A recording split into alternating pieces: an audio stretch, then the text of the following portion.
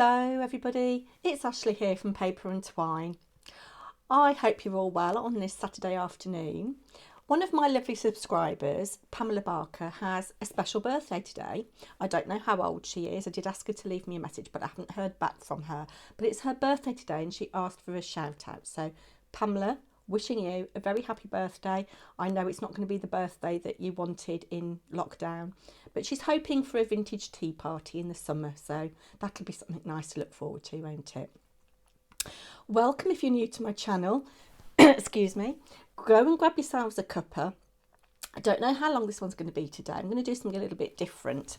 I've got a coffee in my But First coffee mug, and do you know what? Because it's a miserable afternoon, I've got a slug of Baileys in it to cheer myself up. So you go and get yourself something, and then I'll tell you what I'm going to do.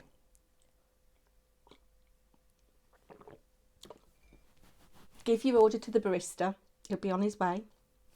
Find yourself a little seat. Now, I don't know whether you knew, but from January the 30th to today, February the 6th, it was actually National Storytelling Week. So I thought I'd come on today and I'd tell you a story. This is a story that I wrote over 20 years ago. It's semi-autobiographical. I had a little bit of trauma. The story does start off a little bit grim, but it does have its amusing moments. Well, at least I think they're amusing. So I hope you'll stick with me while I read you this story. It's called Consequences. As the sun shone strongly, sending little streams of sweat swimming in the valley of her cleavage, she reflected that it was a whole chain of events that had led to her being scarred and damaged. The first link in that chain, or the catalyst if you like, was her baby's inability to suckle effectively at the breast. This led to a blocked milk duct, which in turn led to mastitis. She'd heard of this, but had associated it with cows on the Archers. Whatever, it was very painful and led to 3 visits to the doctors. On the first, she gratefully pocketed the prescription for painkillers and antibiotics, the doctor's assurances that all would be well in 2 days ringing in her ears. The second visit to the doctors came 2 days after the first, when, if anything, she felt much worse. She knew she was really quite ill because she could smell herself, and it wasn't pleasant. The second doctor smiled benignly at her and gave her a prescription for even stronger painkillers and antibiotics, and sent her on her way, saying she would definitely see an improvement in the next few days. All this time, her infant had continued to attempt to suckle and cried with frustration when placed on the affected breast. Her right breast was as large as a balloon with undrunk milk, and there was a tiny red mark where the skin appeared to be peeling away. She put it down to sunburn, ever the optimist, and chided herself for only using factor 2 when everyone knew that to be safe in the sun you needed a minimum of factor 15. When the milk duct had first become blocked, she had tried massaging the affected area as the books had advised. She'd tried applying boiling hot flannels. She kept offering the sore breast to her baby in the hope he would unblock the duct and free the flow of milk. All were to no avail, however, and the mastitis came upon her eagerly, like a starving man devouring someone else's half-eaten, discarded sandwich. She sweated and shivered with alternate regularity, slept when she should have been awake, and was awake during the conventional hours of sleep. It was her husband who persuaded her she should go to the doctor a 3rd time. The 3rd doctor was another, albeit small link in the chain. As he studiously examined her breast, he frowned and told her she should go at once to the hospital, for she had an abscess which must be drained immediately. She almost cried with the relief of knowing the insufferable pain would soon be over. Her husband, smug in the knowledge that he had been right to suggest his wife visit the doctor, drove quickly but safely to the hospital, his mind whirring with childcare arrangements. They didn't mean to hurt her, they were just doing their jobs. The young houseman was affected by her pleas to knock her out and cut away the abscess. By now, the pain was so intense she could not bear the thought of someone sticking needles in her to drain her of the poison that was slowly eating away at her. They were kind and caring, and a maternal nurse held her hand while the housemaid administered more local anaesthetic than was strictly necessary. He filled syringe after syringe with poison pus, whilst her head swam with the effects of the cocktail of drugs. The job done, the kindly houseman topped her up with morphine and sent her on her way. His final words to her had been, "You should feel much better now. Come back and see me on Sunday to make sure all is well." Her smug but caring husband wheeled her to the car. Over her knees was one of those blankets knitted in synthetic yarn by charitable old ladies with nothing better to do. In her doped state, she wondered how many pairs of knees the blanket had draped in its time. It had been knitted in a mint green coloured yarn and smelt faintly of boiled cabbage and bleach. It was matted at the edge, where her hand held onto it tightly, so tightly that her knuckles were bleached white with the effort. She wondered what excess of bodily fluid had caused the blanket to become matted, but shuddered with the thought of many of the possibilities that sprang to mind. Best not to think of it. Her mind was definitely woozy, but she knew she was yet to feel better. She slept fitfully on that Friday night. Alarms were set to make sure the antibiotics were administered at the correct 4-hourly intervals. She wanted nothing to eat and sipped carefully at small amounts of water. When will I start to feel better? She asked herself this question over and over again as the hours of Saturday blurred together. Her body seemed to be ridding itself of something nasty, and she slept on towels to soak up the moisture. On the Sunday, she showered to try and rid herself of the putrid smell that seemed to follow her wherever she went. She was alarmed to note that a large quantity of blood and a yellowy substance seemed to be disgorging itself spontaneously from the small hole in her breast. In her naivety, she thought the yellow stuff was old milk. She didn't know why, but she was reminded of a fruit machine spewing its jackpot into the little tray where the coins collect. At the same time that she was feeling glad that she was to return to the hospital, an event happened at a small but insignificant branch of Sainsbury's. This was to prove the next link in the chain of events that led to her being scarred and damaged. Mr. Fothergill had rushed to the supermarket to do a spot of shopping for his wife before they shut for the bank holiday. Into the trolley went such fine groceries as befit an eminent consultant.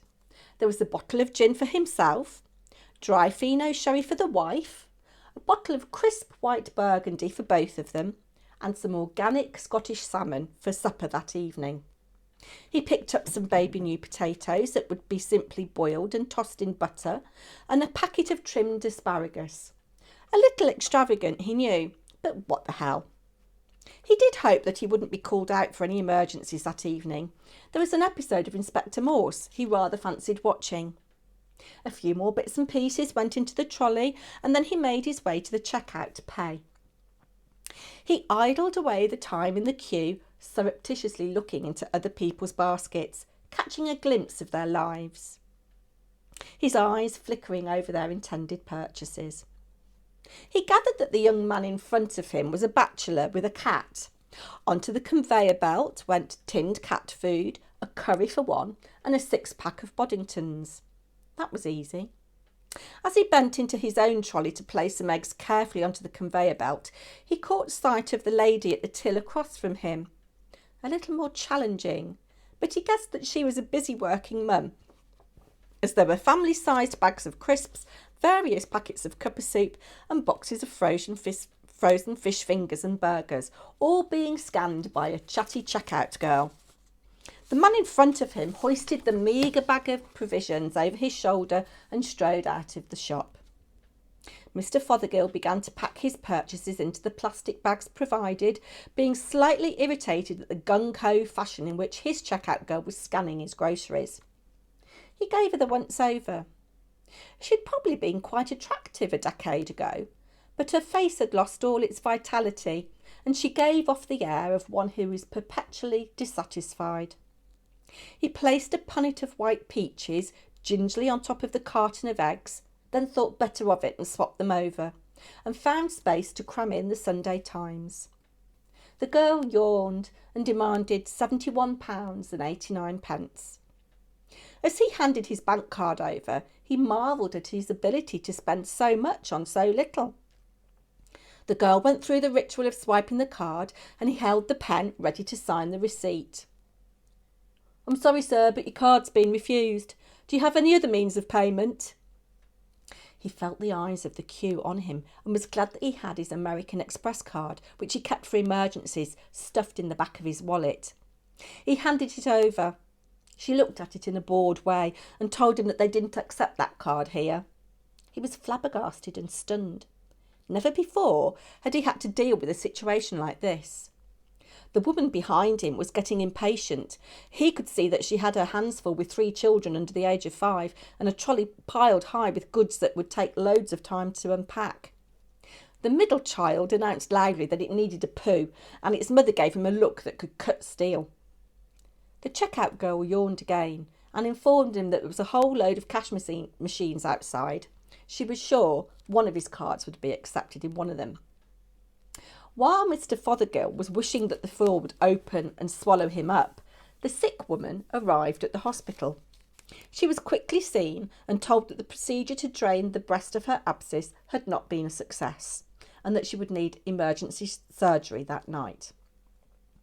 As the woman settled into her bed and idly flicked through a glossy magazine, Mr. Fothergill had returned home and was in fact having a blazing row with his wife. He briefly wondered if he was going mad, such was the nightmare that he appeared to be unfolding in front of him. He had tried to withdraw cash from the machine with his bank card, but it refused to let him do so. He tried again, and a third time. The machine swallowed his card so quickly he almost expected it to belch. Informed him the account was £3,046.22 in the red, and made the suggestion he contact his branch without delay. He banged his fist with frustration and drove home in a rather haphazard fashion to confront his wife. At the same time that Mr. Fothergill was violating many road traffic regulations, the sick woman's smug but increasingly concerned husband was driving with care and consideration to his mothers. She would look after the infant and try to feed it formula while the sick woman was being operated on. At a junction, their cars met briefly, and the sick woman's smug husband felt a sharp stab of adrenaline course through his body as Mr. Fothergill cut a corner, his silver Jaguar nearly crumpling the wing of smug husband's red Ford Mondeo. This was the closest that smug husband would get to meeting the man responsible for his wife becoming scarred and damaged.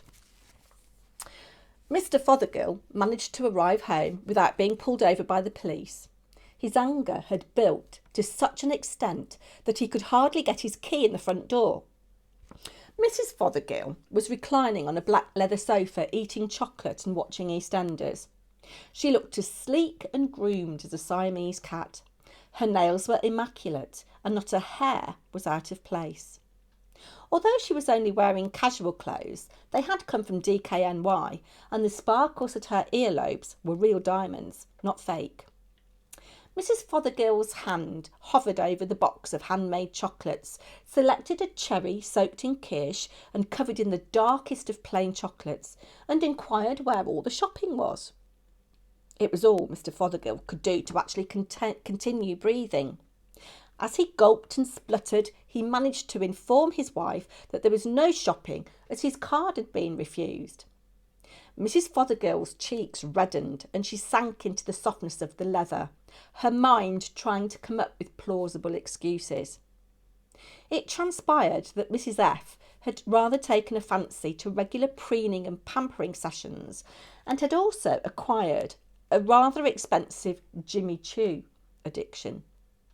At the point that Mr. Fothergill had his hands around his wife's throat and he was informing her in a loud voice that she was a selfish, self-indulgent spendthrift, a vibrating noise emanated from his pocket. Just in the nick of time to save Mrs. F's flesh, Mr. F's bleeper went off. Back at the hospital, the sick woman was getting more and more nervous. She had never had an operation before and kept thinking the terrible thought that she might actually die under anaesthetic. She couldn't focus on her magazine and was too much in pain to sleep. She was rather thirsty, but the nurses would only let her suck on ice cubes. Eventually, a pompous registrar, who was too big for his boots, came wandering onto the ward in the consultant's absence. He came over to the sick woman and told her she could expect to go to theatre at around 2 in the morning. He sat on the edge of the bed. She rather wished he wouldn't. He took hold of her hand while he told her it was a very simple procedure and that it should only be under for around 10 to 15 minutes. The sick woman longed to take the hand away from the doctor's, for it was like holding a piece of wet fish that had been hanging around too long, and she was conscious of a faint aroma of nicotine and antiseptic that was beginning to turn her stomach. But her mother had brought her up to be a well-mannered young lady, and she gritted her teeth and smiled sweetly through her discomfort. Just have a slurp of coffee. At the sound of his bleeper going off, Mr. Fothergill came to his senses, released his wife's throat from his firm grip, and actually felt quite glad to have to go to the hospital. He was still very angry, but he was at least able to drive to the hospital in relative calm. Only when a car pulled out on him unexpectedly did he lose his rag, but he countered this by turning on the radio and listening to some Mozart chamber music and breathing deeply. By the time he reached the hospital, his anger had reduced from a roiling boil to a moderate simmer. He found out that he had a list of 5 patients: 2 appendectomies, an infected ingrowing toenail, an emergency tonsillectomy, and the removal of a nursing mother's breast abscess. Unfortunately for our sick woman, she was the first patient on Mr. Fothergill's list, and had she been further down that list, she may not have been so scarred and damaged. At 15 minutes to 2, a porter came to wheel her down to theatre. The corridors were empty, the wards hushed. The hospital had an air of stillness about it as night staff went quietly about their chores. As the sick woman had never had an operation before, she didn't know what to expect. She imagined that she would be given something to make her sleep before she entered the operating theatre, but she was disturbed to find that this wasn't going to happen, and she was wheeled into theatre fully awake. The lights were brighter than daylight. People bustled about purposefully. Pompous, arrogant registrar came over and pointed out the surgeon. "You're very lucky to have Mr. Fothergill. Excellent surgeon he is. You won't have much of a scar with him wielding the knife." The sick woman tried to feel reassured, but only felt increasingly tearful. A harried theatre nurse told her she would have to remove the varnish from her toenails. Why? The sick woman wondered. It was her breast that was being butchered, not her feet. Another nurse said not to worry. The fingernails were clear, and that would be enough. The sick woman learnt that nails turning blue was a signal that all was not well with the patient. As the anaesthetist put a black rubber mask over her mouth and nose and asked her to breathe in deeply and slowly, she could hear Mr. Fothergill ranting and raving at the other end of the theatre. As she succumbed to the effects of the drugs and entered a swift, dreamless sleep, Mr. Fothergill could be heard to say, "I should have listened to my father. He told me that woman would be the ruin of me. She has spent almost £3,000 on shoes. How can one woman do that? £3,000, I ask you." Mr. Fothergill's mind was not on the job. He made a longer and deeper incision than was necessary and made a right mess of the woman's breast if the truth were known. Unbeknown to the sick woman, Mr. Fothergill's mind was filled with images of strappy sandals and his wife's gluttonous maw stuffed with expensive chocolate. Instead of slow and steady controlled cuts, he hacked away at the sick woman's breast, imagining he was destroying the object of his wife's addiction.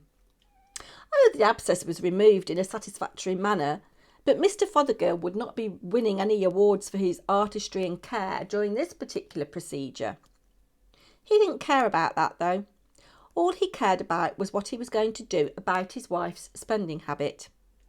He didn't consider that one day, a few years down the line, with the sun beating down on her, that this woman would see the top of her unsightly scar peeking out from her bikini top, and that she would feel damaged. Prior to the operation, the sick woman didn't really appreciate that having an abscess removed would require a long recovery. When the woman returned home after a week in hospital, she had to endure a district nurse making daily visits to pack the plum-sized holes in her breast with a substance derived from seaweed. Yes, really, seaweed. This rebuilt the tissue and took about 6 weeks in total. It was another year, really, before the scar settled down. And so it was that the sick woman found herself sitting in her garden on a bright, hot, sunny day, assessing the scar that peeked out from the top of her bikini. And she thought she was damaged. The real loser in this, though, was Mr. Fothergill. Mrs. F had run off with a wealthy banker who could indulge her penchant for expensive shoes and chocolates, leaving Mr. Fothergill to become a bitter and twisted man. Bitter and twisted about the size of his credit card bill. Thank you if you stayed with me to the end of that. I don't purport to be a great writer, but I hope you enjoyed that little story. Happy birthday, Pamela. Hope you're having a good day. I'll be back with more regular content tomorrow.